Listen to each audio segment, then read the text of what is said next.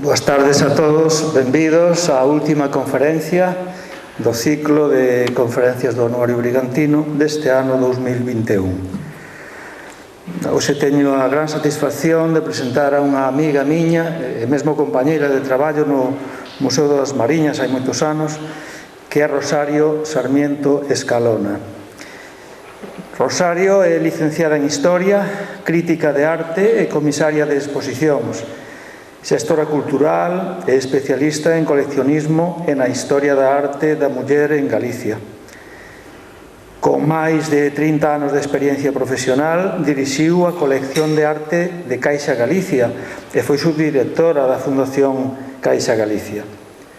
Dirixiu o documental Arte Muller Galicia, Premio Luisa Villalta de Cultura e Igualdade da Deputación da Coruña no ano 2018, e ten comisariado e organizado, entre outras exposicións de artistas como Eduardo Chillida, Francisco Leiro, Picasso, Julia Minguillón, Maruja Mayo, Urbano Lubrís, Joan Miró, Isaac Díaz Pardo, Frida Kahlo, Diego Rivera, Manuel Millares, Yanis Kounelis, Yves Saint Laurent, Diálogos con el arte, Leopoldo Nóvoa, Mulleres do silencio, de Maruja Mayo a Ángela de la Cruz, e Lolita Díaz Baliño, A realidade soñada.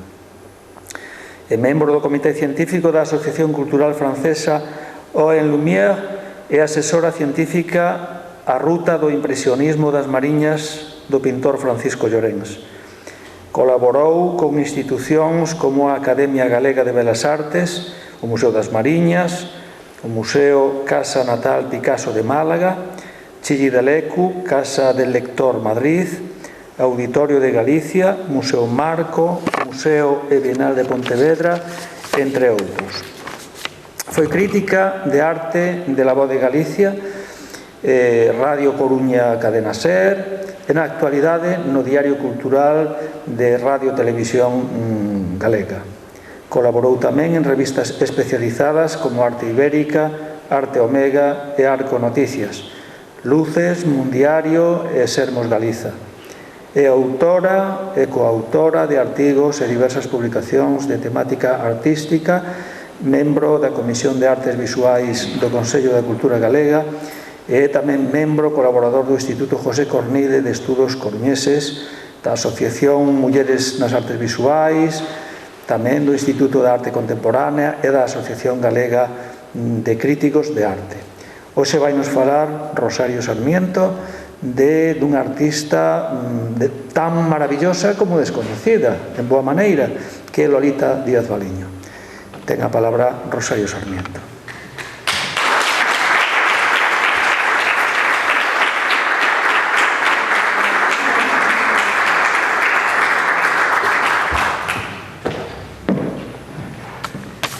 Bueno, boa tarde a todos e a todas.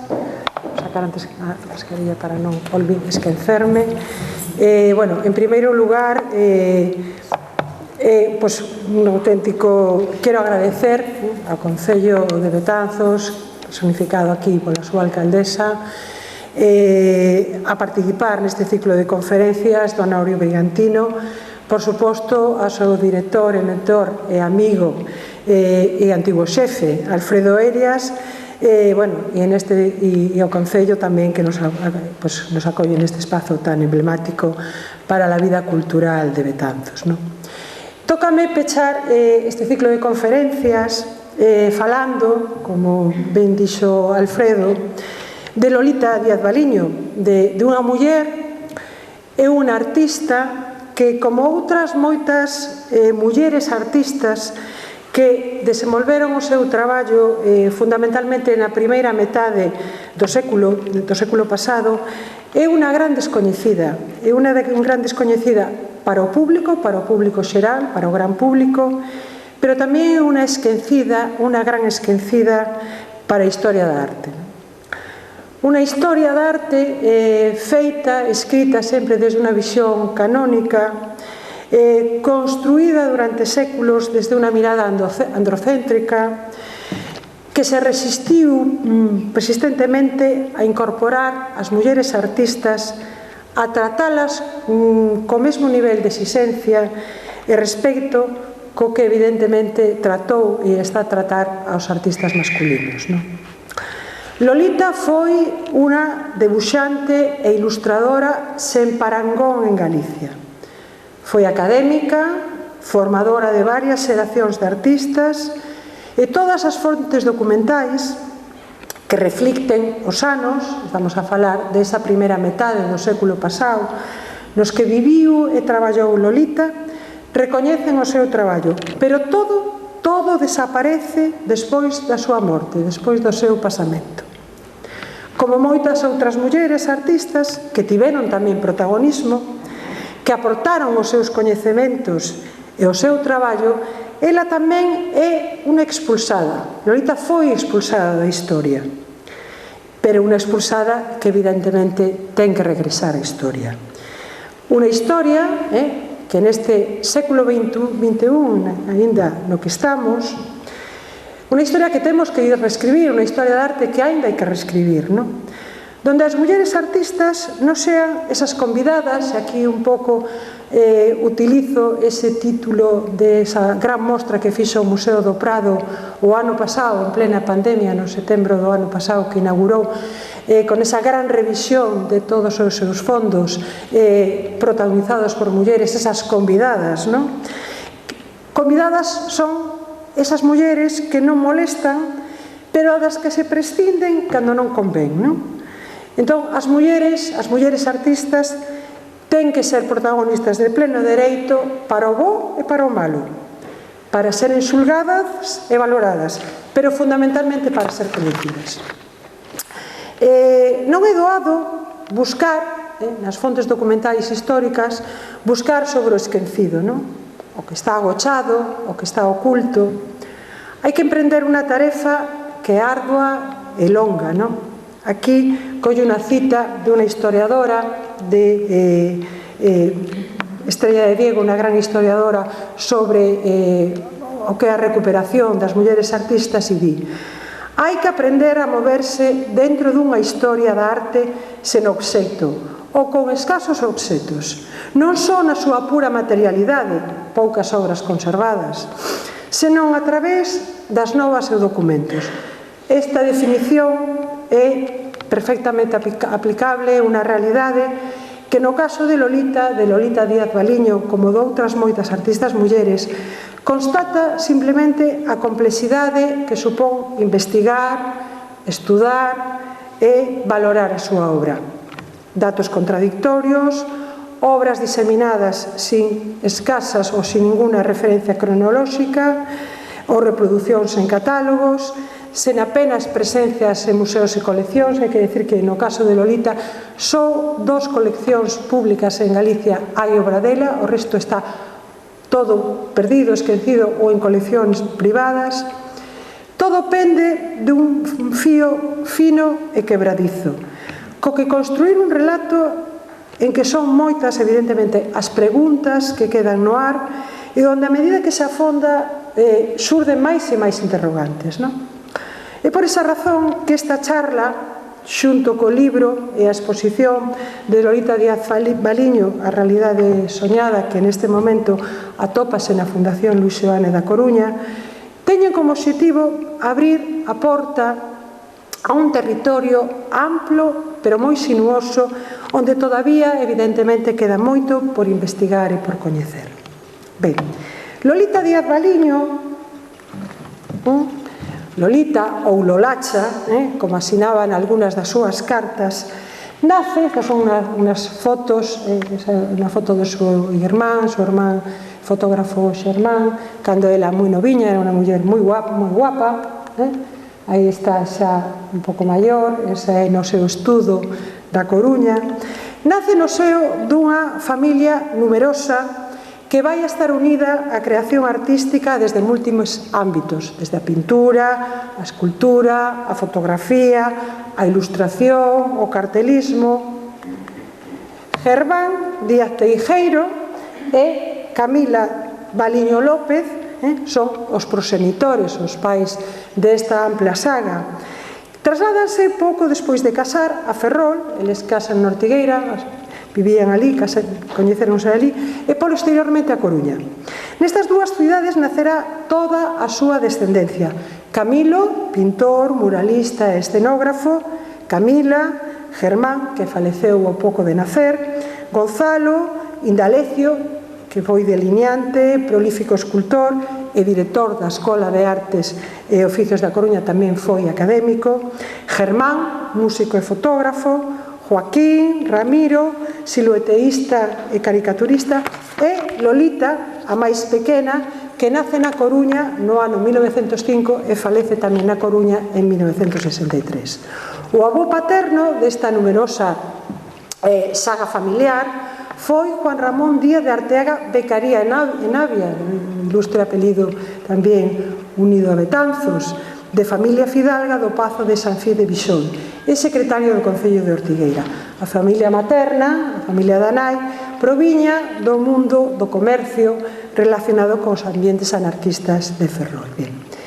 Camilo, esta foto, está Camilo na dereita, o irmán maior, preciosa foto de casado, vai a ser a figura central na vinculación coa creación plástica do Díaz Valiño, fundamentalmente dos seus irmáns Indalecio, Germán e, por suposto, Lolita.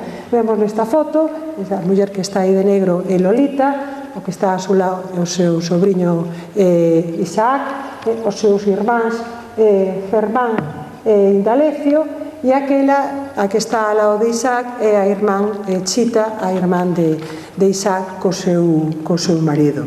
Ben, Camilo será, como vos decía, unha referencia fundamental dentro das técnicas gráficas do modernismo. Será un artista moi importante na renovación da arte en Galicia nesas primeiras décadas, non? Refletirá un pouco ese mundo nas súas ilustracións, tamén o mundo das lendas e personaxes medievais de Galicia, un pouco dentro dese prisma da fantasía e ilusión, non? O traballo de Camilo vai evolucionar desde o romanticismo e o simbolismo a un peso cada vez maior das correntes prerrafaelistas e art déco. E desas premisas, precisamente, dese magisterio que se cerá sobre ela, vai partir Lolita tecendo a armazón do que será o seu propio mundo, non? Aí xa teremos o que vai ser a Lolita ilustradora, non? Ben, Lolita, esa Lolita ilustradora, que ten xa ese primeiro coñecemento e formación a partir do seu irmán, vai alimentarse polos escenarios Art Nouveau do británico Audrey Bresley, que foi un ilustrador. Bresley vive a finais do século XIX, foi un ilustrador moi coñecido da obra de Oscar Wilde e de Edgar Allan Poe, e era moi coñecido na contorna creativa dos Díaz Valiño. E, sobre todo, quizá esta sexa a referencia fundamental, Bill Bradley.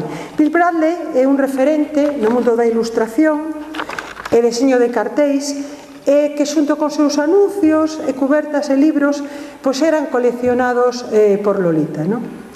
A beira un pouco destas influencias, digamos, estranxeiras, foráneas, vai haber outras máis próximas que tamén vamos a ver e vamos a rastrexar en Lolita. Por un lado, Bujados, ese mundo onírico de Bujados que ten un forte componente simbólico e literario, cuxa pegada vai ser moi patente nas algunas das ilustracións de Lolita. Vamos a ver, por exemplo, ese decorativismo que vemos en esa muller, o veremos repetido en algunas das ilustracións que fará Lolita nos anos 30, e, por suposto, Rafael de Penagos. Penagos é o gran ilustrador da primeira metade do século XX en España, e as súas sofisticadas e elegantes mulleres de algún xeito van a axudar a conformar un pouco ese universo creativo de Lolita, non? Ese universo creativo de Lolita Díaz Valiño que vai a despuntar nos felices anos 20, non? É unha etapa, esos anos, que representa o inicio dunha importante transformación para as mulleres.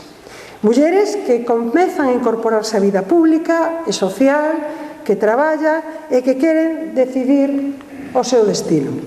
Aquí collo unha referencia de Leonora Salvo, pero que me parece ilustrativa para ver estas mulleres que van a protagonizar esos anos. Di: ao terminar a Primeira Guerra Mundial, cando os homes empezaron a retornar ás súas casas en Europa, atopáronse con unha inesperada sorpresa. As súas mulleres e moitas outras xa non estaban tan dispostas como antes do conflito bélico ás tarefas hogareñas, ni aos labores de beneficencia. Durante os 4 anos da guerra, elas desempeñaron moi ben os papéis antes privativos dos homes e xa non querían retroceder. A muller entregouse a unha vida chea de actividades. Foi moito máis o cinema e moito menos as aburridas reunións sociais. Asumiu a práctica de deportes como tenis e a natación, manexou autos con desenvoltura, fumou e abordou con interés temas de conversacións antes prohibidos, bailou foxtrot, o chick to chick, charleston e black bottom.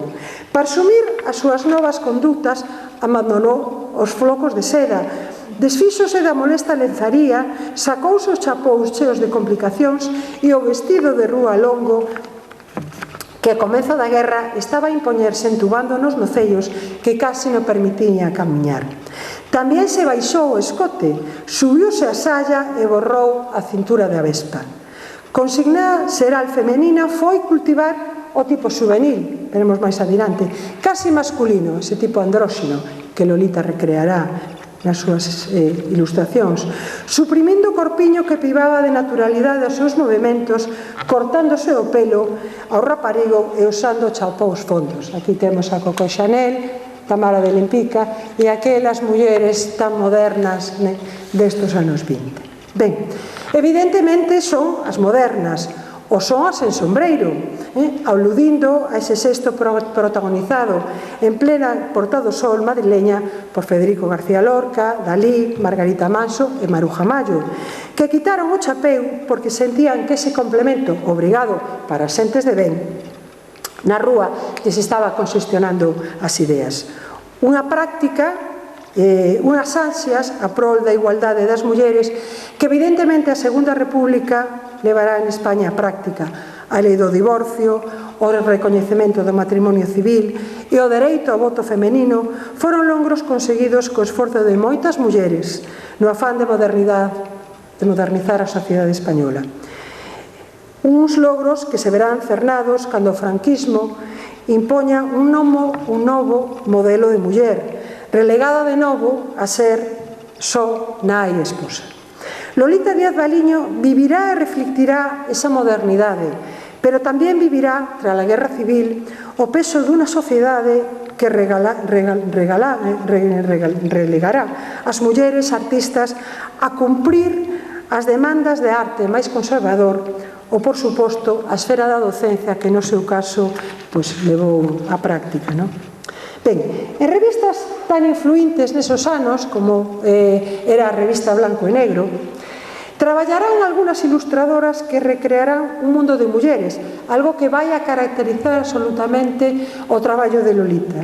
Ela sempre vai a reflexar no seu traballo mulleres, que destilan esa modernidade de que estábamos falando, influenciadas pola estética das vanguardas, desde o cubismo, o art déco, o realismo, o surrealismo. Este é o caso, por exemplo, de Ángeles Torner. Veremos como despois esos mesmos modelos os veremos nas ilustracións que fará Lolita para Galicia Gráfica. Ángeles Torner firmaba en algunos desos ilustracións de blanco e negro con as iniciales ATC, non firmaba con nombre inteiro porque era unha muller e había sempre un certo medo ao recoñecemento. E tamén as elegantes, Vieira Esparza é outra ilustradora desa revista, pero sobre todo as elegantes mulleres de Deli Tejero, esos dibuxos sofisticados desa estampa regional que hai galega, que está publicada no diario ABC do ano 1935, e isto mesmo o rastrearemos de unha maneira bastante similar en este mundo femenino que vai a reflexar Lolita. Ben, con apenas 20 anos, en 1925, Lolita vai comenzar a colaborar cos seus dibuxos nunha revista que se vai editar en Sala, a revista Mariñana. É unha publicación quincenal que edita o Concello de Sada, e que vai estar dirixida por Eduardo García Ramos. Lolita terá nesta revista unha pequena colaboración, publicando as súas ilustracións nos números 21 e 22, e unha dobre páxina que publica no número 23. Son dibuxos con unha clara e innegable influencia regionalista, no modo un pouco en como ela retrata a esas protagonistas femeninas, ou dándose ya este carácter, máis de languidez, máis de fantasía, nesta primeira ilustración a doble páxinica do número 23. Ben, estos serán os seus primeiros pasos no mundo do dibuxo e no mundo da ilustración, a que Lolita vai a chegar unha linguaxe absolutamente persoal, nova, sen referencias similares en Galicia, e, como vos decía, sempre protagonizado por esas mulleres que van a ser elegantes, estilizadas, de aire sofisticado, esas mulleres modernas que vimos. Ben, pero ser muller nova e iniciarse no mundo da arte case nunca era entendido ni moito menos valorado obxectivamente neses momentos. Xa que para elas a arte non deixaba de ser un labor secundario e de afección, ou polo menos así se entendía desde a crítica. O pintor Manuel Abelenda escribe sobre esta Lolita aínda nova desde unha mirada chea de prexuizos e estereotipos cara ao que significaba ser unha muller artista. Se aqueles dibuxos, se refería a estes primeiros dibuxos que aparecen nesta revista, foran executados en a dirección dun mestre, non me negaría ninguén que se non eran exactamente copias dos debuxos contemporáneos que asiduamente ilustran as revistas gráficas españolas, polo menos unha marcadísima influencia exercían estes artistas no temperamento sensible da nosa afeccionada. Insenua e boa, no descanso dos labores caseiros, ten sempre un bon carto de hora que dedica aos seus debuxos. A verdade é que a crítica non pode ser máis demoledora para deixar de facer absolutamente nada. Ben, en 1927 Lolita comeza a colaborar coa revista Céltica. Céltica é unha publicación cultural ilustrada que se subtitulaba Revista Galega de Arte, Crítica, Literatura e Actualidade. Era un lugar de encontro un pouco da intelectualidade galega que estaba residente na Argentina, sobre todo entre 1924 e 1932. Foi unha revista de periodicidade quincenal e foi fundada e dirixida por Ramón Pena. Ben, os debuxos de Lolita van a aparecer publicados en diversos números entre 1927, que a portada da revista que vedes aquí, e 1931. Tamén a Lolita vanlle dar a benvida a esta colaboración con un equivo acento galante que roza, ao meu ver, a cursilería, primando as súas virtudes de muller antes que os seus valores profesionais. Benvida a nova irmanciña que pon unha nota romántica e sentimental no noso labor redentorista. Benvida a este casal galego cusos habitantes nos inclinamos reverentes ao ver entrar polas súas portas abertas a todas as emocións a figura gentil dunha moza galega cuso paso cruímos coas flores máis delicadas do noso lírico xardín. Isto está publicado no ano 1927, non a sola referencia realmente ao seu traballo profesional, sino a súa condición de muller e de muller nova. Ben, nestes dibuxos, nestas colaboracións con Céltica, Lolita continúa un pouco a mesma liña argumental e estilística que na súa curta colaboración anterior con Mariñana. Personaxes femeninos con un inequívoco aire folclorista e costumista que vai de todos os xeitos a aderezar e un pouco sofisticar con unha certa chiscadela de modernidade. E temos esa muller que está ilustrando ese poema, a sobrinha do crego, a nai. Ben, pero sobre todo o máis interesante é quizá esta peregriña, este camiño a Compostela, donde xa Lolita mostra, por suposto, un dominio absoluto do debuxo, co que raya e modela os volumes dese manto que envolve a esa protagonista, a esa peregrina, pero evidentemente unha peregrina elegante, sofisticada, con un certo halo de distanza, que mira de medio lado, e na súa expresión da mirada de rostro. Realmente a peregrina só ten prácticamente o báculo, o resto podía ser unha muller perfectamente que ilustrara xa as revistas de Galicia e Galicia Gráfica. Ben, un estilo moi diferente é o que vai a marcar a presencia e, sobre todo, o papel moi activo que Lolita vai ter nas revistas Galicia e Galicia Gráfica entre 1925 e 1929. Por exemplo, como lembraba o seu sobriño neto Isaac Díaz Pardo. Fixo unha revista e quen diagramou foi ela. Ali aparecen cousas delas. Meu pai axudaba moito. Foi unha revista de periodicidade semanal que se editou na Coruña en 1924, primeiro co Nome de Galicia e posteriormente, entre o ano 24 e 1929, como Galicia Gráfica. Estaba dirixida por Fernando Montero Boizúa e Lolita evidentemente contaba entre a nómina de redactores, no que estaba tamén Manuela Belenda e Augusto Portela. Tanto Galicia como Galicia Gráfica foi unha revista que de algún xeito que buscaba era reflectir a vida de unha cidade, da cidade da Coruña, de unha cidade nese momento cosmopolita, galeguista e republicana, e como era, pois, evidentemente, a Coruña dos anos 20 e 30. Ben, Lolita vai a publicar un enorme número de ilustracións en sección fixas, esa sección de mujeres, esa é como estaba a posta en páxina e a ilustración dela, na que vaise perfilando o rasgo dun novo modelo de muller, unha muller activa, unha muller traballadora, deportista, mundana. En todos eles, Lolita recrea, por suposto, unha muller idílica, sofisticada, de óvalos perfectos, e silueta tamén estilizada, con cabelos curtos, aquí tamén un traxe de moda, cabelos curtos, esa muller, por exemplo, que está ca raqueta do tenis, en distintas actitudes e apariencias, vestida a moda, con seus sombreiros e tocados de plumas, ou seus vestidos de oriental, como vimos antes, con un estilo de con. Mulleres, evidentemente, que aspiraban e soñaban con ser donas do seu destino, con ser modernas, plasmadas con un dibuixo sinxelo e sobrio, pero dinámico e preciso. Aquí está tamén moi bonita.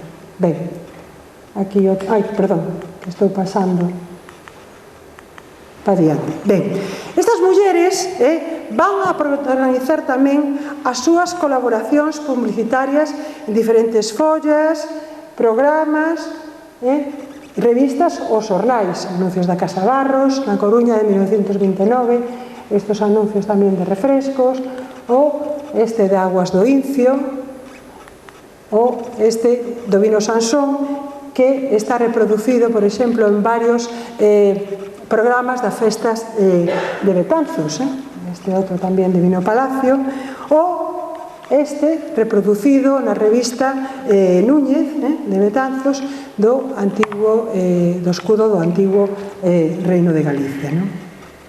Ben, outro medio onde Lolita publicará tamén as súas ilustracións será no xornal La Voz de Galicia entre 1926 e 1937. O seu nome vai aparecer de forma máis puntual, vinculado aos anuncios de festas estivais da cidade, a chega do Ano Novo, do 25 de xullo, ou tamén a publicidade, isto son os carnés da Asociación da Prensa, ou a publicidade con mulleres que coa súa moderna e deportiva imaxe pois vendían as bondades, en este caso, do produto que anunciaban. Entre todos eles destaca un pouco pola súa modernidade, un pequeno dibuixo co que ilustra esta aposta en páxina do xornal, o que debía ser, en ese momento, na Coruña, todo un acontecimiento na vida social dos anos 20 coruñeses, que era o baile de entroido do Sporting Club Casino.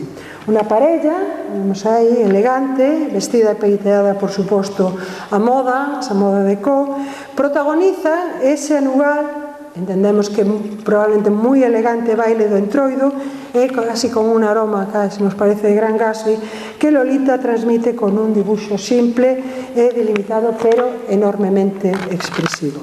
Ben, en 1928, a Editorial Nos foi unha editorial moi importante, foi fundada e dirixida por Ángel Casal, que foi un home fundamental na consolidación do sistema literario anterior a 1936 en Galicia. Pois a Editorial Nos vai editar o libro de Xulio Sigüenza, Cantigas e Verbas ao ar, con prólogo de Juana de Ibarburu, e que é o primeiro libro en galego deste poeta novelista e ensaísta. Lolita vai a ilustrar a portada deste libro, no que non será a única colaboración que fará no mundo editorial, xa que realizará tamén ilustracións para este libro infantil, un libro infantil de Matilde Vela, El jueves Mariquita e Rosita o Mariquita e Currucú. Isto é unha xoia, é un libro, non pon a data exacta cando foi publicado, pero di que pasou a censura, que debe ser dos anos 40 e tantos. É unha xoia que apareceu, e aquí un pouco falando de que os comentaba ao principio, casi cando xa tiñamos o catálogo e a exposición prácticamente pechada na Fundación Luis Seoane, pois un coleccionista privado mandou un correo que tiña esta xoia, porque, bueno, era... Matilde Vera era un familiar unha das que participa no libro. Con isto un pouco os que comentaba que este é un mundo tan aberto porque aínda siguen aparecendo cosas e as cousas que seguirán aparecendo. Ben, nesta ilustración do libro de Xulio Sigüenza o vai a traballar cun dibuixo tratado a partir da utilización de dúas tintas azul, turquesa e negra que vai a combinar co branco. Lolita topa un equilibrio entre ilustración e unha tipografía decorativa que vai a agrupar na parte superior onde pone o nome do autor e inferior o título, e traballa un pouco con cores planas que non matiza. E consigue crear unha atmósfera de cierta emotividade e fantasía, un pouco casi con unha clara sintonía tamén do mundo do modernismo. Ben, e un ano despois de facer esta ilustración, en 1929, a Deputación da Coruña vai a concederlle unha beca para perfeccionar os seus estudos, os seus coñecementos na Escola de Belas Artes en Madrid. Bueno, son 2.000 pesetas, leo un pouco a acta da Diputación, e 2.000 pesetas no ano actual que percibirá na parte proporcional co obxecto de cultivar as súas aptitudes para o dibuixo artístico que ven cultivando, e visto así mesmo o informe emitido pola Real Academia de Belas Artes da capital, que se remitiu esta instancia ademais dos traballos presentados pola solicitante. É dicir, que Lolita gaña esa beca e, por exemplo, a Diputación vai a denegarla a un pintor nese momento xa tan importante como foi Juan Luis. Ben, esta beca, ademais de supoñer evidentemente un recoñecemento institucional a súa valía, puido resultar realmente decisiva e importante para o desenvolvemento da súa carreira profesional, como artista, pero renuncia a mesma por motivos personais. É dicir, anos despois, nunha entrevista que despois os lerei, unha entrevista curta, pero creo que moi ilustrativa de o que ela sentiu por ser muller e artista, pois vai explicar os motivos desta renuncia. Di, cando tiña 18 anos e quedei orfa, a Deputación concedeume unha bolsa para estudar en Madrid, en San Fernando. O meu irmán, evidentemente refírese ao seu irmán Camilo, non quiso aceptar a responsabilidade de deixarme ir só a Madrid. Eu quedeime sen ir a San Fernando. Non foi, desde logo, unha decisión baladí. Eu estou segura que Lolita tería aproveitada esta oportunidade nun momento no que as mulleres, además, estamos falando dunos anos, comenzaban a ter unha certa presencia no mundo académico. Pois, por exemplo, nese curso 1929-30 no que Lolita, pois, teóricamente podería haber accedido a estudar en Madrid, pois había xa casi un 21% de mulleres, non era moito, pero bueno, había xa un porcentaje, e, por exemplo, Lolita debería ter como compañeiras de promoción pois a mulleres como Remedios Varo, como Julia Menguillón ou como a mesma Maruja Mayo, non? Ben, anos despois, na década dos 40, Lolita e unha das súas primeiras e máis feis alumnas, que era Carmen Arias de Castro, Mimina, a muller de Isaac, farán por libre o ingreso aos dos primeiros cursos de Belas Artes en Madrid, pero non rematarán a carreira. Ben, pasamos agora a ver un pouco esa faceta xa máis como debuxante e acuarelista que vai un pouco en paralelo con ese mundo como ilustradora. Ben, a comezo dos anos 30, da década dos anos 30, Lolita vai incrementar a súa presencia pois, en distintas exposicións colectivas. Hai que dicir que solamente fixo dúas exposicións individuais, unha no ano 1951 e outra no 58, pero xa en Cuba, en Habana. É dicir, sempre participou en exposicións colectivas, non? Pero vai empezar a ser unha referencia e a ser un pouco valorado, que os decía antes, non? En esa crítica, en esos xornais, non? Precisamente por esas achegas ao mundo do dibuixo. Lolita impúxose, elaborou o seu nome a forza de loitar, auxiliada por esa formidable capacidade e temperamento artístico que corre polas súas veas.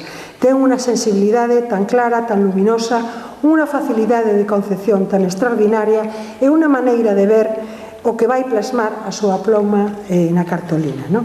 Ben, no ano 34 ela vai a involucrarse na posta en marcha na Coruña da Asociación de Artistas, que era un salón de exposiciones que foi moi importante, tuvo unha vida moi importante como referencia na vida cultural e expositiva na Coruña prácticamente hasta finais da década dos 60. Na primeira exposición inaugural foi unha exposición curiosamente de mulleres artistas, eran só mulleres, e ela vai a participar xunto con Pilar, Carmen Álvarez de Sotomayor, Elvira Santiso, Carmen Corredoira, Elena Olmos e Lolita.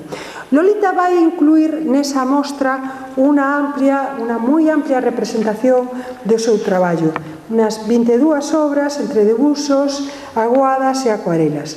Por algúns dos seus títulos, Fantasía Verde, A Vedette ou Abanico, ahora veremos algunhas delas. Vamos de novo ao principio, perdón. Podemos imaginar o poso significativo tanto desas modernas e glamurosas mulleres como dese mundo modernista, non? Onírico, colorista, que vai a caracterizar tanto a súa obra. Serán as mesmas que protagonizan estos collages. Estas son as obras moi curiosas, son das únicas obras que aparecen entre todo que vi en diferentes coleccións, que aparecen datadas cronolóxicamente. Son unos collages do ano 1926. Aquí hai 3 na exposición na mostra e ahora tamén últimamente apareceu un máis. Son todas amigas delas, amigas de seu entorno máis próximo, mulleres de seu entorno próximo, que se fotografiaban, imagino que seguramente sería o seu irmán Germán. Ela recortaba e despois pegaba sobre un cartel e facía esos collages realmente fantásticos, non? Ben, xa pasaríamos a estas acuarelas. Esta é unha acuarela pequeñísima feita sobre tea, con unha técnica extraordinaria. Isto sobre pergamiño. Fixáramos esa muller en traxe de baño que víamos antes en Penagos, por exemplo.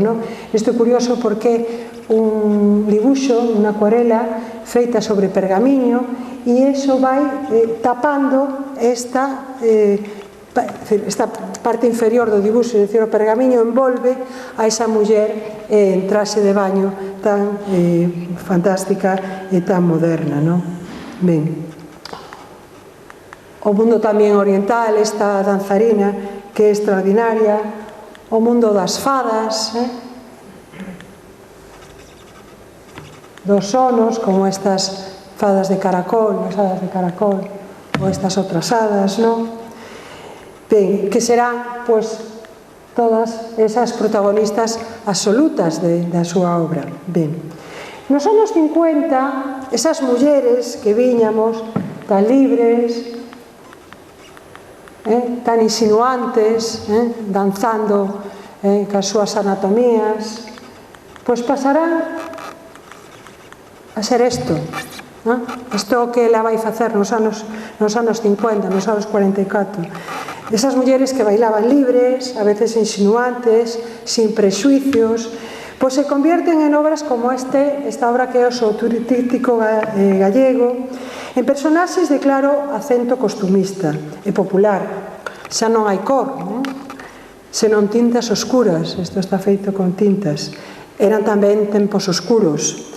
Non eran momentos, por suposto, para que as mulleres puideran mostrar ningún signo de modernidade. Lolita volve a esas primeiras mulleres que viñamos, que ilustraba nesas revistas de Céltiga, recatadas e vestidas ca corrección, evidentemente, que impoñían os tempos, non?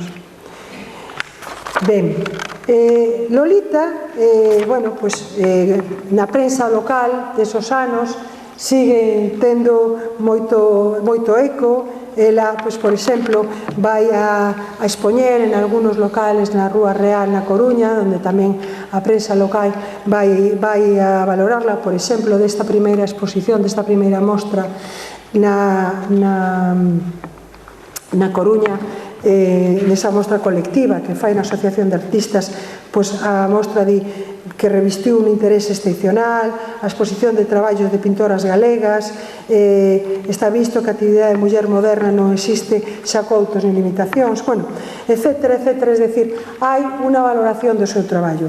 Lolita incluso, nunha carta ao seu irmán Camilo, para ela o seu irmán Camilo non foi solamente a persoa que a introduce no mundo da ilustración, no mundo da arte, sino foi sempre un auténtico soporte emocional e vital para ela, non? Pois fai, por exemplo, o balance moi positivo desta mostra e di: da exposición moi ben, vendín 5 dibuxos e os 5 a precio de catálogo, non foi moito, pero non me queixo, un dos meus dibuxos vai para Santiago. Ben, en 1935 deixa a Asociación de Artistas, deixa a directiva, e vai ser sometida a unha operación quirúrxica en Santiago, unha operación que penso que debió de ser tamén bastante traumática para ela, ou polo menos eso é tal como o relataba anos despois a súa íntima amiga Mimina, Carmen Arias de Castro. Ela tiña moitos pretendentes porque era unha muller guapa, era moi elegante, pero tuvo un contratempo, un cancro á matriz. Puente Castro, Valeiroina, a ela encantabanlle os nenos, tivo moita pena por iso. Ben, en xuño de 1936, a prensa local publica unha noticia dunha nova faceta profesional que ela vai a cometer. Vai a ser o deseño de vestiario. Vai facerlo para unha opereta, para a opereta Geisha de Sidney Joans, que vai a Coral Polifónica o Eco vai a representar no Teatro Jofre de Ferrol, que son deseños que, seguindo un pouco as noticias da prensa dese momento, estiveron tamén expostos en distintos escaparates da cidade. Era algo bastante corrente, que en moitos dos escaparates das tendas, sobre todo das súas máis concurridas, artistas expuseran o seu traballo. Non vai a ser os únicos deseños de roupa que realice e que plasme en vistosos dibuxos. Bueno, estos son algunos dos álbumes, corresponden a álbumes de dibuxo dela, para que viaxades un pouco esa facilidade que ela tiña. Pero estos son outros dibuxos que fai desas mulleres, neste caso de traxes de galega de Muradana, de traxes populares. Igualmente, xa nos anos 50, vai a decorar tamén pequenas pezas de cerámica, de porcelana do Castro, pois algunhas con dibuxos infantís, son sobre todo dedicadas a sobriños netos, a xente tamén do seu entorno. Ben, o golpe de Estado de 1936 e o inicio da Guerra Civil debeu de ser, sin ninguna dúbida, un acontecimento moi traumático para a familia Díaz Baliño. Camilo, o irmán maior, que é ese gran referente para a vinculación co mundo artístico da familia, é asesinado. O seu fillo Isaac salvará a súa vida escondéndose en casa do seu tío Indalecio, irmán do seu pai de Lolita en Coruña, pero anteriormente a marchar a Coruña vai agocharse nesta casa en Betanzos. A través dunha serie de cartas escritas por Lolita que van dirixidas ao seu irmán e familia entre 1933 e 1935, é patente precisamente non só o agarimo fraternal, senón o referente, o que os comentaba, ese referente profesional que para ela é o seu irmán maior, en que se apoia, que consulta e que pide axuda en distintas cuestións. Evidentemente a realidade foi un grolo amargo e que é moi probable que lle fixo vivir a guerra e sobre todo a posguerra a Lolita, evidentemente con un clarísimo apoio aos que gañaron a guerra. Isaac Díaz Pardo refírese un pouco a este ámbito da seguinte xeito, di: ela durante a guerra foi moi utilizada polas forzas liberadoras, pero comigo, refírese a Isaac, levase moi ben e fixo todo o posible por axudarme.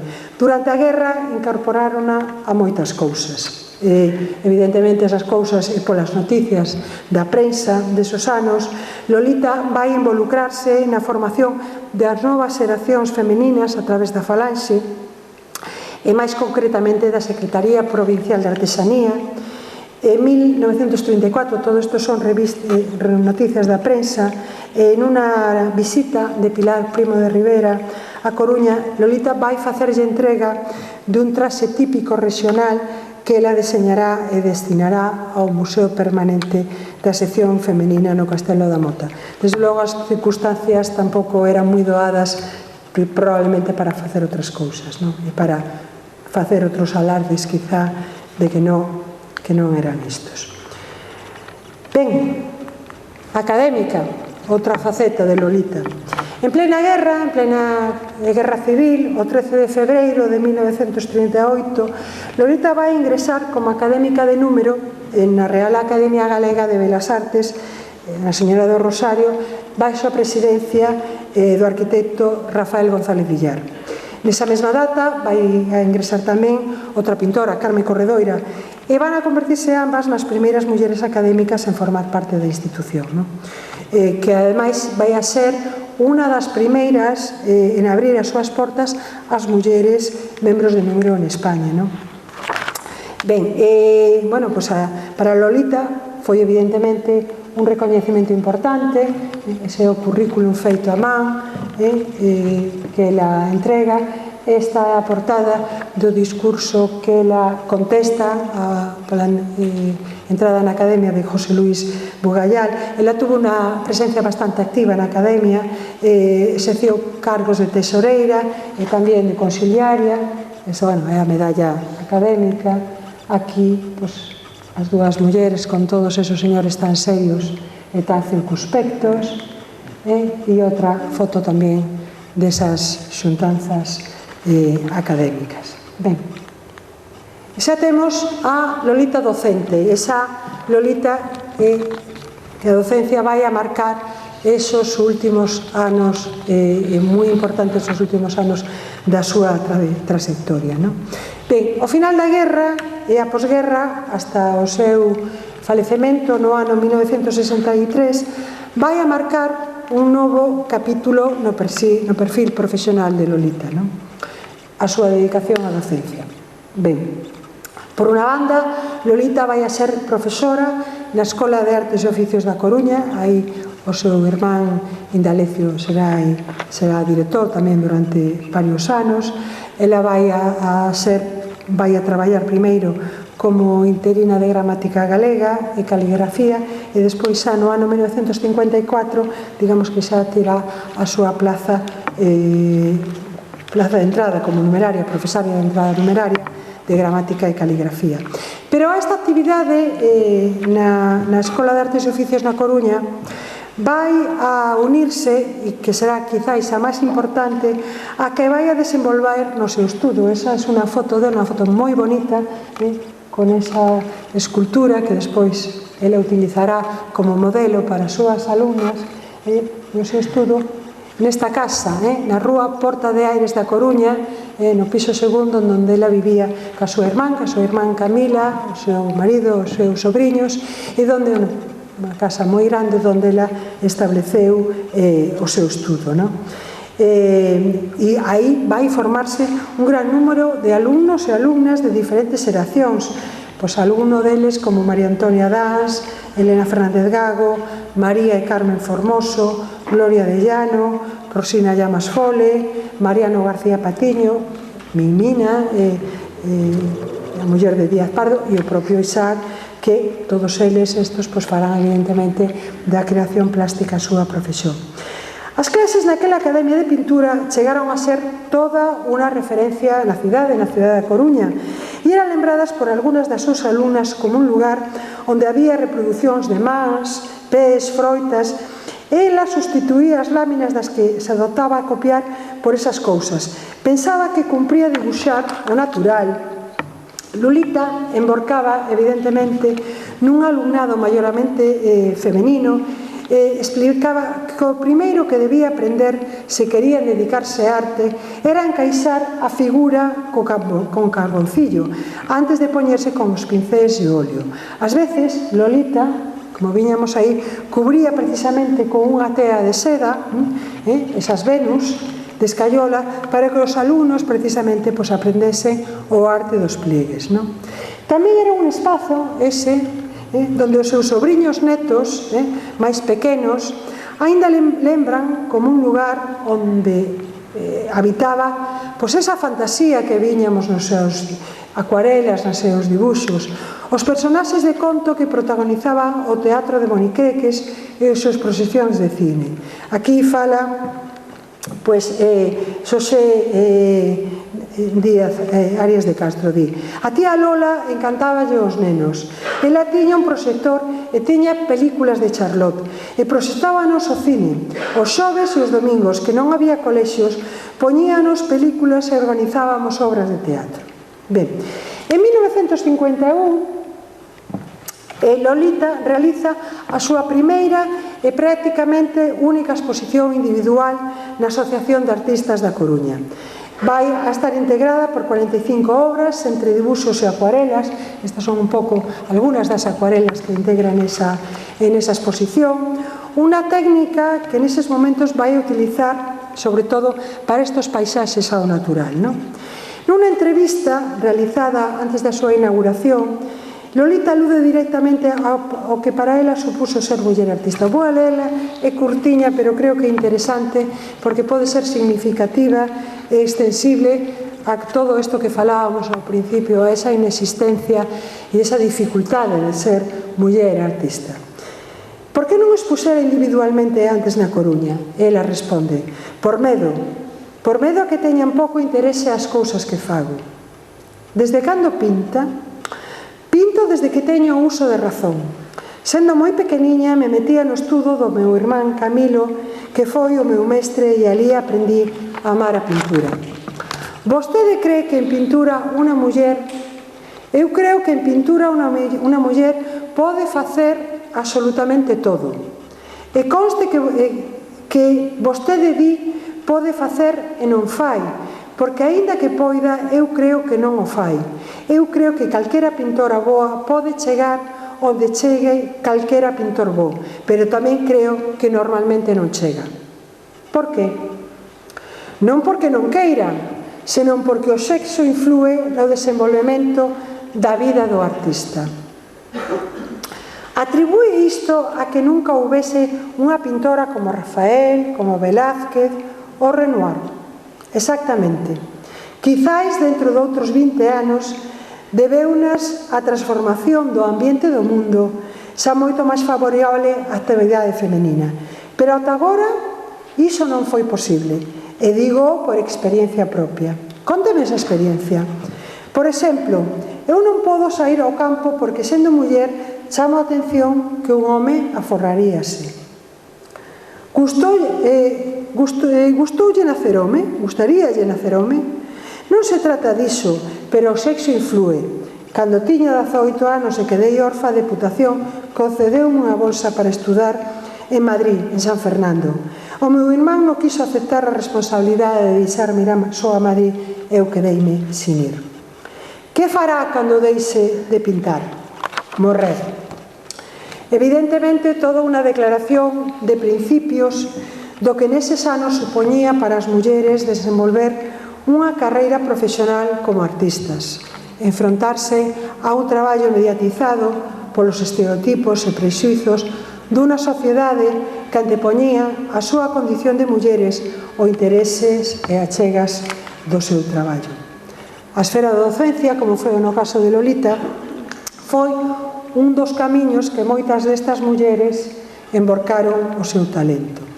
En 1962, un ano antes do seu falecemento, os seus alumnos coruñeses, isto é realmente unha xoia, é un díptico pequeniño que eu atopei no arquivo provincial da Coruña, e pois esas alumnas lle fai unha homenaxe a esa querida profesora que anos despois, ademais, lembrarán como algo de gran valor nas súas trayectorias. Para Lolita, aquí está esa foto tan bonita, ela aí rodeada no centro con todas esas, todas mulleres, por certo, alumnas, e esta é un retrato feito por unha delas, unha alumna extraordinaria, Rosina Llamas Fole, que morreu moi nova, pero tamén absolutamente esquecida, pero moi interesante, e da que a propia Lolita xa falaba dela con fruición. De feito, ela di, bueno, isto é dunha entrevista nun periódico, e ela xa fala aí da importancia que ten para ela as súas alumnas, e fala de Rosina como unha das súas alumnas máis importante. Evidentemente, esas clases para Lolita significaba a satisfacción de ver que poden chegar a ser esas alumnas ou esos alumnos máis do que eu fun todos aqueles que eu ensinei, e alcanzar ese plano moi superior ao meu.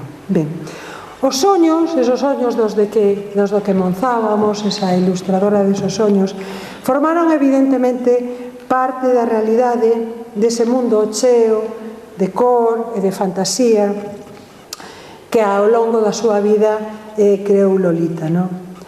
O seu dibuixo firme, seguro, preciso, pois vimos, apreciamos tanto nesas comezos, nesas primeiras ilustracións, vimos tamén nas súas acuarelas, nas súas sanguinas, incluso en calquera dos seus bosquesos máis simples. O nome de Lolita aparece de alguna maneira unido a unha maneira de ilustrar ese mundo femenino, evidentemente refinado e elegante, en esos momentos, nesos anos 20 e 30, que eso simbolizaba esos novos aires de liberdade para as mulleres.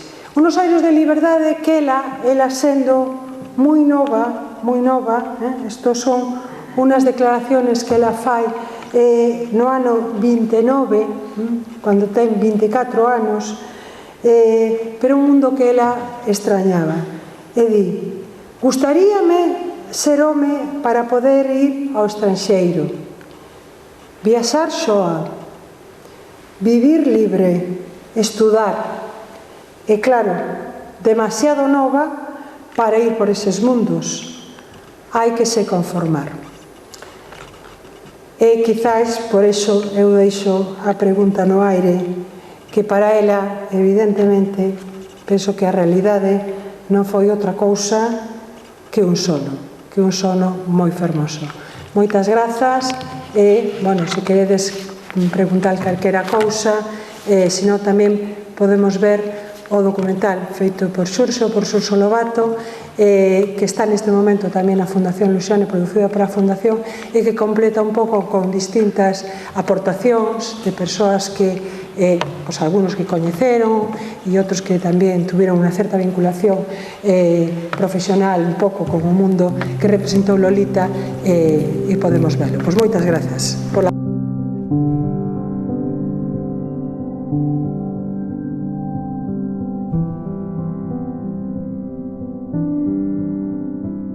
Lolita Díaz Valiño é unha ilustradora e debuxante que viviu durante a primeira metade do século pasado na Coruña, pero é unha artista prácticamente descoñecida.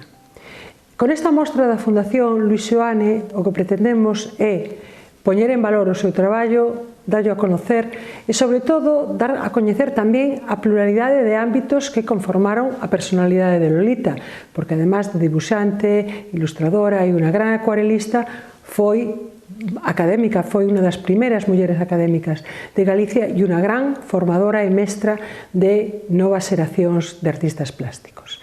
A principal dificultade para acceder a coñecer o seu traballo, pois que non está nas bibliotecas, non está nos libros, é dicir, hai escasísima bibliografía sobre ela. Iso obliga a facer un traballo de investigación máis polo miúdo, máis profundo, en hemerotecas e outros ámbitos de investigación para conformar e chegar realmente a entender e valorar quen foi Lolita Díaz Valiño. Lolita Díaz Valiño forma parte dun grupo de galegos moi esquecidos, que van pola mesma línea e que realmente habería que rescatar.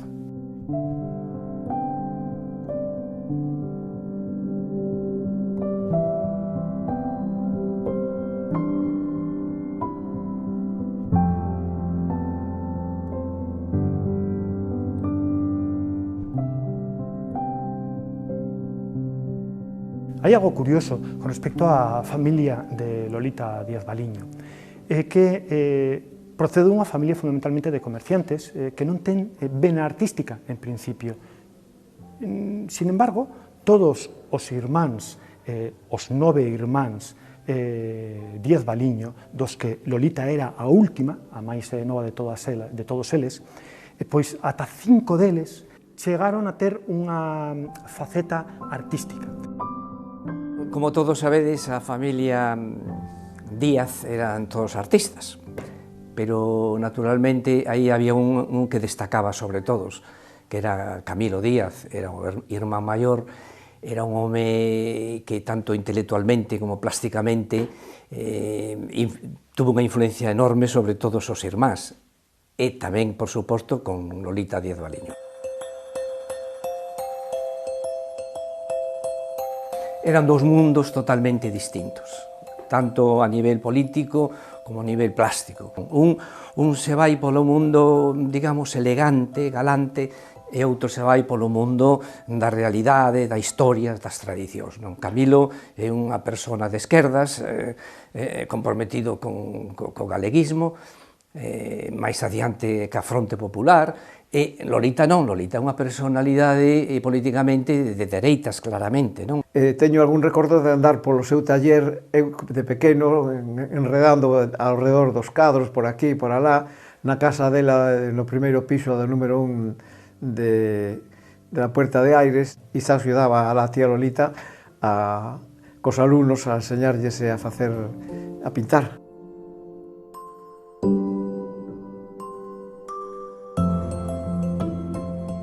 Ali se enamorou de Mimina e cando Isá se foi a Madrid a estudiar Belas Artes, becado con unha beca de adaptación, Mimina convenceu os pais que non a querían deixar, porque xa sabían que iba detrás dese roxo, non?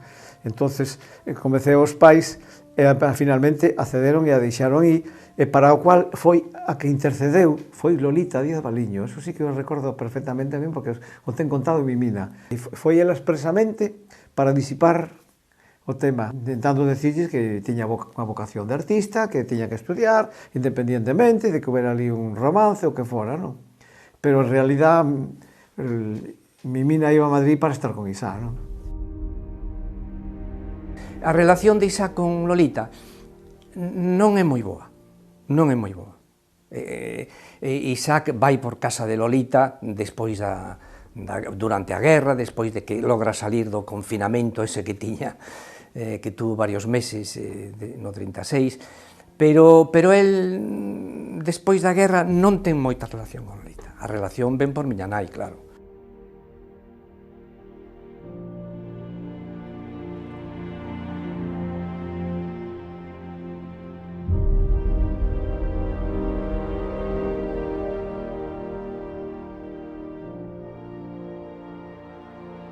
Lolita Díaz Valiño é claramente unha muller na modernidade, no seu momento, na súa época, que opta tanto desde o punto de vista artístico, creativo, polas que son as correntes de vanguarda nese momento. Vemos claramente nos seus estilos, pois desde o decorativismo en moitos casos modernista, pero despois tamén a utilización xa nos anos 20, 30 de un estilo máis art déco.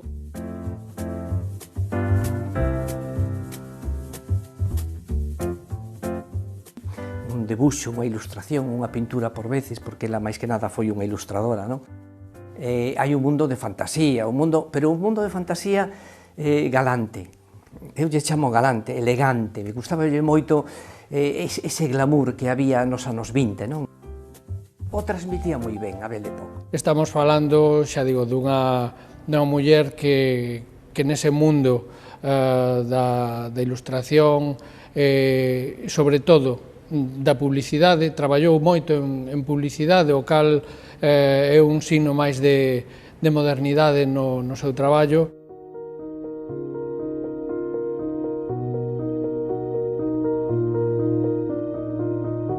As mulleres traballaban na terra e traballaban no mar. Eran escravas da terra e eran escravas do mar.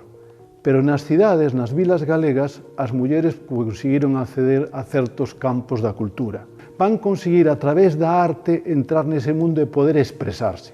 Ese é o caso de María Dolores, coñecida como Lolita, que gracias a ese ambiente da Coruña pudo manifestar as súas actividades artísticas, inda que condicionada por ser muller. A autora que homenaxeades forme un pouco de unha illa, porque realmente era solteira e funcionaria. Entón, neste sentido, gozaba dunhas liberdades, dunha autonomía económica que quizá era unha excepción, porque o resto das mulleres sometidas aos maridos, en fin, a capacidade de acción era realmente mínima, non?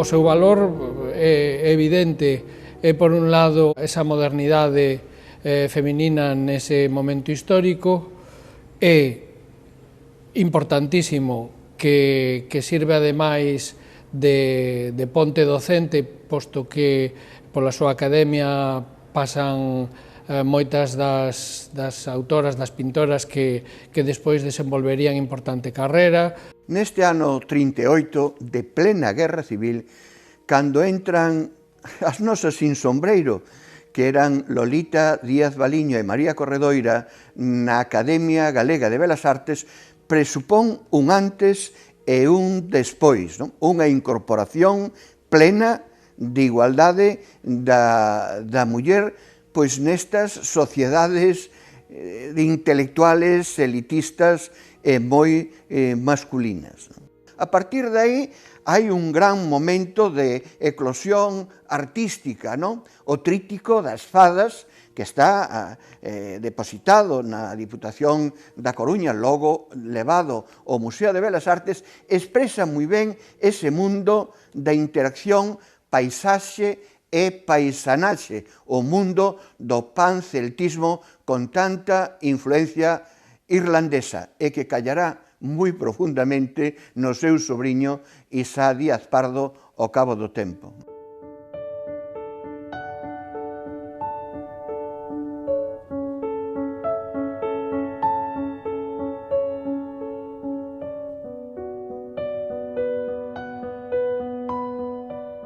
Foi un referente que dificilmente podemos entender que teña pasado tan desapercibido ata os nosos días.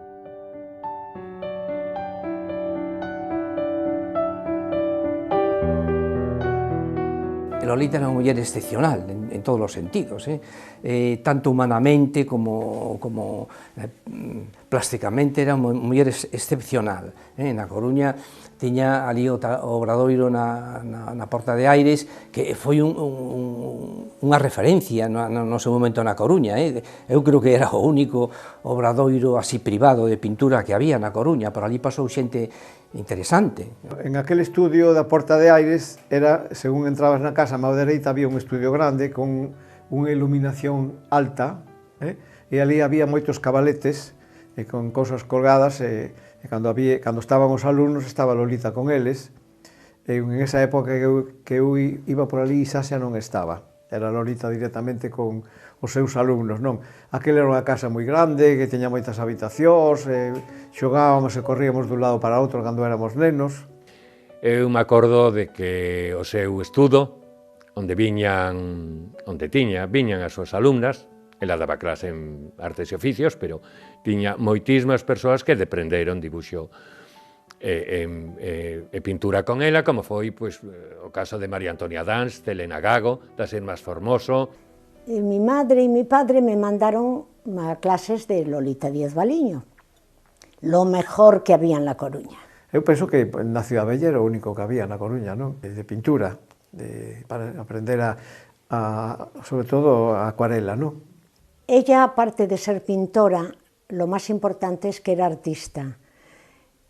Era afable, era cariñosa, tenía unas dotes para la enseñanza extraordinarias. A máis de ser todo sensibilidade, tiña algo máxico nas mans. Ti chegabas ali en 2 minutos, cunha elegancia especial nas mans, dibuixábate algo. Nos enseñaba a mirar, no solo ver, mirar.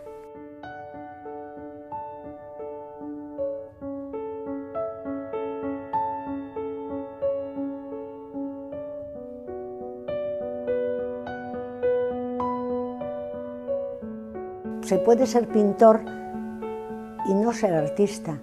Ella era artista, era humana, era cariñosa, era dulce, nos hacía amar de tal manera los trabajos que hacíamos con muy pocas cosas.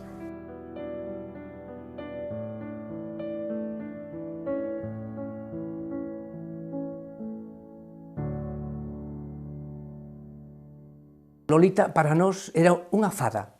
Esas fadas que pintaba ela, pois ela era unha fada.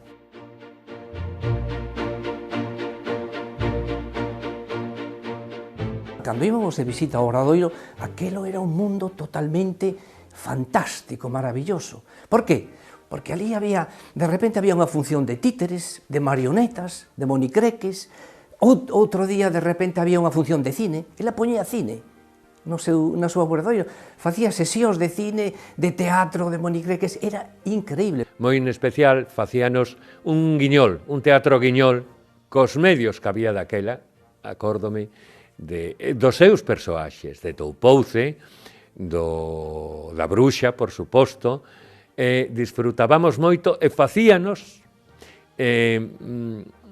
levábache a facer diálogos entre os persoaxes do guiñol, que a máis dedicábanos toda unha habitación, Unhos rapaciños como nos pequenos que íbamos ali, quedábamos apampaos, era un mundo moi fantasioso, non? Para nós.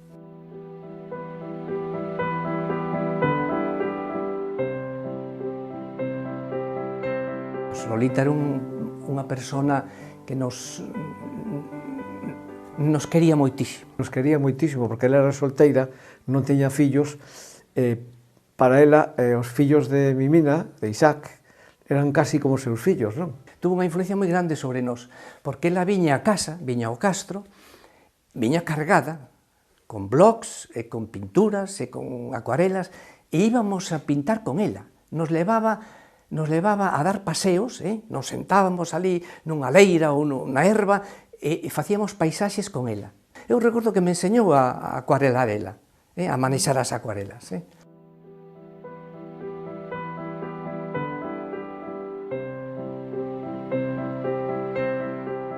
Aparte de ser moi creativa, ela copiaba do natural o tema das flores, daí as súas acuarelas tan limpas, tan perfectas. É unha técnica dificilísima e ela dominaba. Pero era sobre todo a maxia e a elegancia nas súas más do dibuixo que aínda hoxe o recordo.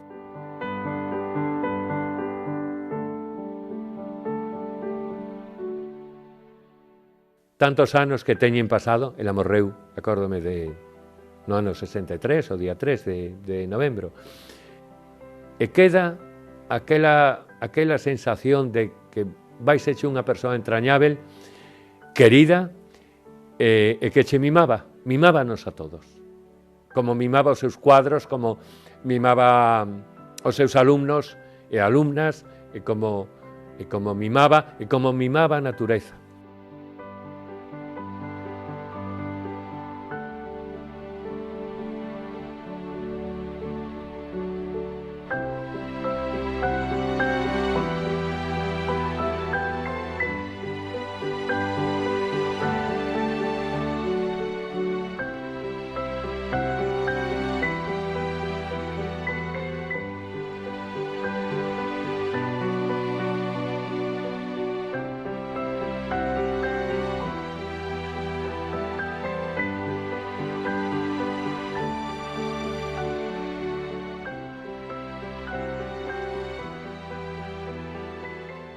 As raíces de Lolita Díaz Valiño, eu penso que hai dúas persoas que influyen moito nela. Unha é o inglés Obers Beardsley, e outra é o americano Bradley, William Bradley. Son dous personaxes que influyen moito nela. E en Camilo, no seu irmán, en certa maneira tamén, pero ela se lle nota moitísimo. Camilo, o irmán, tiña unha biblioteca fantástica. Ela debía de conocela, non? Porque ela era irmán pequena e no seu obradoiro tamén tiña biblioteca. Eu recordo que tiña moitos libros, sí. Posiblemente de antes da guerra, non? Porque depois da guerra a cousa se puxo bastante difícil. Meu pai decía, non sei se para esculpala, que Lolita se afiliara a Falanxe para compensar un pouco o tema de Isaac e de Camilo Díaz Valiño. Dadevos conta que Camilo Díaz Valiño é asesinado no 36, Isaac está procesado por a súa militancia, é perseguido pola súa militancia nas Xuventudes Socialistas, e meu pai decía que se afiliara ao falanxismo para compensar e tratar de sacar a familia un pouco adiante, non sei se é a verdade.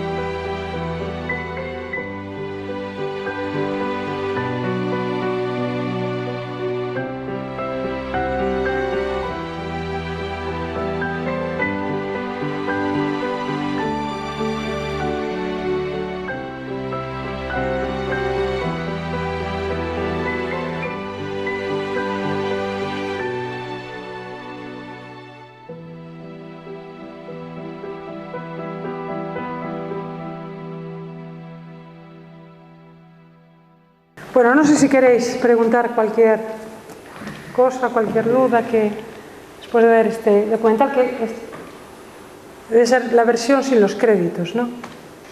Bueno, un error, pero o documental está tal cual.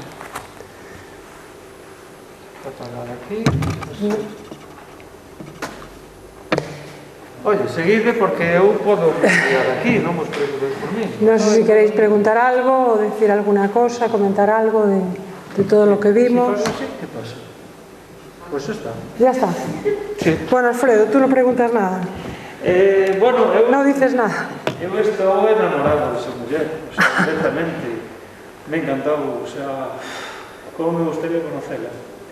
Sí. Verdaderamente, me parece maravilloso. Sí. A súa imaxe me parece tamén é un imán, non? A súa imaxe de como muller, pero logo pois penso que ademais se moven en unhas épocas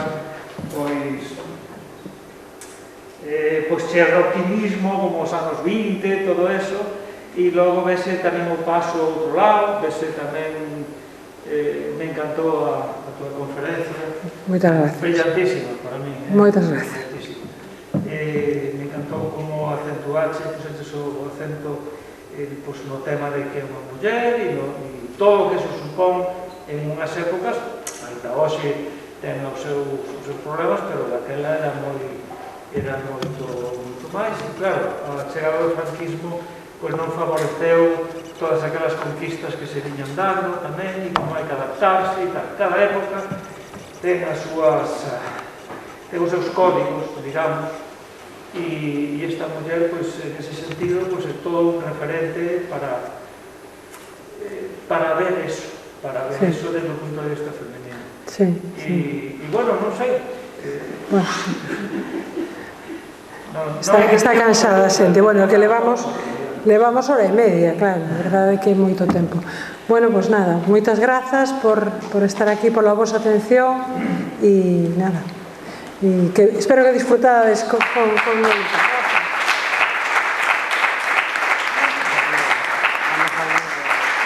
Vale.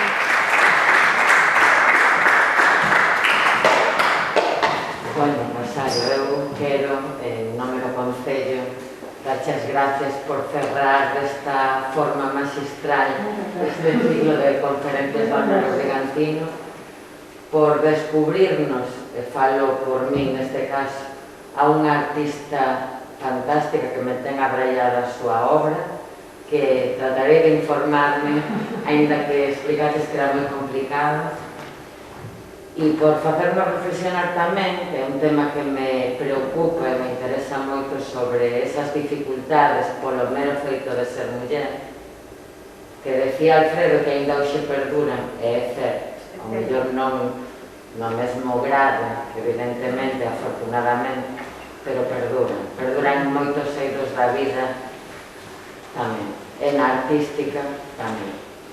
Así que moitísimas grazas, isto é un recordo para ti deste día, e isto é un agasallo elaborado no Centro Internacional CIE, que sei que coñeces, e que che regalamos con moitísimo cariño.